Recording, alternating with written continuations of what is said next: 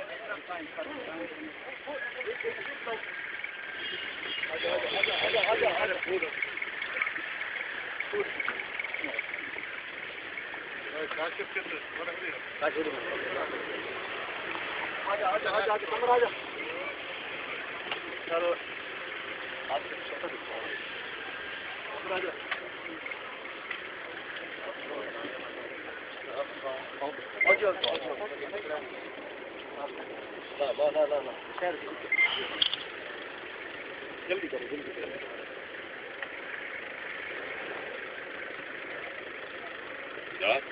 جی سر سوال یہ ہے کہ کے پی کے میں تحریک انصاف کی حکومت ہے، 3 بہت بڑے مسائل ہو چکے ہیں، تو آپ اس کے بارے میں کیا کہیں گے کہ کیا یہ تحریک انصاف کی گورنمنٹ کا فیلئر ہے؟ تحریک انصاف کو تو جب اسے اقتدار سنبھالا تھی تقریباً 3 مہینے پہلے تو 172 اٹیک ہو چکے تھے ایک سال میں صبح پختونخوا میں 172 اٹیک سارے پاکستان تھے، صرف 72 اٹیک تھے. جو یہ حادثہ ہوا کل، پہلے تو پھر سے میں افسوس ظاہر کرتا ہوں جو بیچارے ماں باپ پہ گزرے ہوں گے، جن کے بچے گئے، جو بہنوں پہ بھائیوں پہ جو ہوا ظلم کی انتہا ہے، ہر انسان کے لیے تکلیف ہے. لیکن میں یہ بتانا چاہتا ہوں کہ یہ ریڈنگ ہاسپٹل جدھر یہ مریض آئے تھے، آپ کو پتہ ہونا چاہیے کہ یہ 210 دفعہ 5 سال میں لیڈی ریڈنگ ہاسپٹل میں مریض آئے ہیں. یہ پہلی دفعہ تھا کہ ہمارے 3 مہینے میں اتنا بڑا حادثہ ہوا، لیکن 210 حادثے 5 سال میں ہو چکے تھے.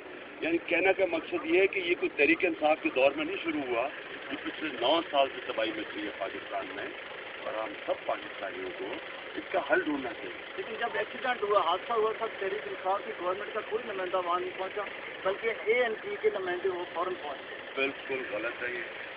تحریک انصاف کی سینٹرل ایگزیکٹو کی میٹنگ ہو رہی تھی اسلام آباد میں جب حادثہ ہوا. ہمارے شاہ فرمان منسٹر اور شوکت یوسف رئیس فوری طور پر پہنچے، تحریک انصاف کے یوتھ پہنچا. آپ ہاسپٹل ایڈمنسٹریشن سے پتہ چلائیں کہ پہلی دفعہ 120 مریض تھے جو زخمی تھے، خون کی کمی نہیں ہوئی کیونکہ تحریک انصاف کے نوجوانوں نے جا کے وہاں خون دیا، ہمارے وزیروں نے خون دیا جا کے. مجھے افسوس ANP کے اوپر یہ تھا. ان کے دور میں جب یہ تباہی مچ رہی تھی کہ 172 اٹیک ہو رہے تھے، 110 دفعہ جب لیڈی ریڈنگ ہاسپٹل لوگ آ رہے تھے، تو ہم نے تو کبھی ایسے نہیں اس کا سیاسی فائدہ، لوگوں کے خون کے اوپر سیاسی فائدہ نہیں اٹھایا. ہم نے تو انہوں نے توڑ پھوڑ کروائی وہاں، انہوں نے لوگوں کو بھڑکایا، لوگوں نے توڑ پھوڑ کی. شرم آنی چاہیے کسی کو کہ ان کے دور میں ہم یہ نہیں کر سکتے. بجائے لوگوں کے دکھ اور درد میں شامل ہوں، انہوں نے اور لوگ بہت مصیبت ڈالی پکڑ. اچھا APC کی جو ہے نا متفقہ طور پر یہ فیصلہ ہوتا طالبان سے مذاکرات، اس کے فوری بعد نیازی صاحب جنرل نیازی صاحب کے اٹیک ہو گیا. اب کیا سمجھتے ہیں کہ یہ مذاکرات آگے ڈیڈ لاک نہیں پیدا ہو جائے گا ان سے، اور یہ موجودہ جو حملہ ہوا ہے کل کے حملے کا تو ابھی تک کسی نے یہ نہیں پتا کہ کس نے کیا، لیکن جو جنرل نیازی صاحب کا شہادت کی مذمت کرنے کے علاوہ مجھے افسوس یہ ہے کہ ساری پارٹی نے مجھے کا فیصلہ کیا. یہ ایک پارٹی کا فیصلہ نہیں، ساری پارٹی کا فیصلہ کہ ہمیں مذاکرات کریں. اور آپ बैक मिलिट्री ऑपरेशन जो 9 साल से कर रहे हैं एक अपना रास्ता बदलना चाहिए। मुझे बड़ा अफसोस है कि ये किया गया। तालिबान के भी अब इतने ग्रुप बन गए हैं, कोई पता नहीं कौन इसके पीछे था, लेकिन जो भी इसके पीछे था ये पाकिस्तान के दुश्मन है।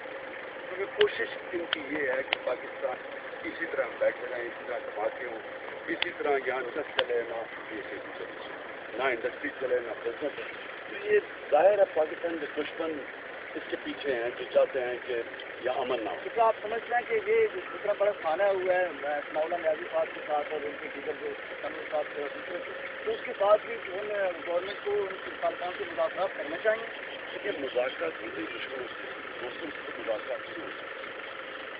आपने अगर जंग लड़नी है तो वो तो हम 9 साल से लड़ रहे हैं, तो वो तो और 9 साल भी लड़ सकते हैं। इसका कितना पाकिस्तान को नुकसान है वो खुद ही हुकूमत कहती है कि वो डॉलरों का नुकसान है, तो कुछ बात की है, क्रिकेट टीम खेलने नहीं आती हैं, कपूरथला में 70% इंडस्ट्री बंद पड़ी है, बेरोजगारी की इंतहा है, कानून हर रोज़ पाकिस्तान के अंदर कानून तबाह होता जा रहा है, पुलिस वाले लोग शहीद हो रहे हैं, के में सबसे ज़्यादा बेचारे पुलिस की कुर्बानियाँ दी हैं, फौजी हमारे शहीद हो रहे हैं। तो अगर ये 9 साल में अगर हम एक ऑपरेशन कर रहे हैं तो 9 साल और भी कर सकते हैं या पाकिस्तान बर्बाद कर सकते हैं। कोशिश ये है कि इस तरीका इख्तियार करें किस तरह अमन आए, इसके सारी पार्टी से ये चौथी एक चीज़ है जिसमें सारी पार्टी से कहा है, सारी पार्टी का पार्टी से जाता है। अब हमें कोशिश करनी चाहिए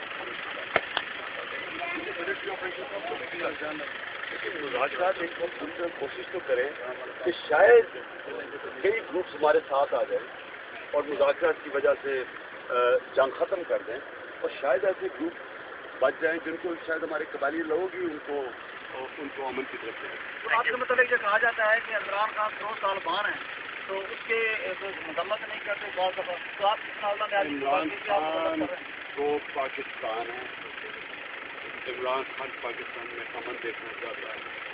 जब जनरल मुशर्रफ 2002 में 2001 में हम सबको बुलाया उसकी ऑल पार्टी कॉन्फ्रेंस में और हमें अमेरिका की जंग में लेके जा रहा था, इमरान खान ने काफ़ी उसकी मुखालफत की कि ना हमें अमेरिका की जंग में लेके जाओ।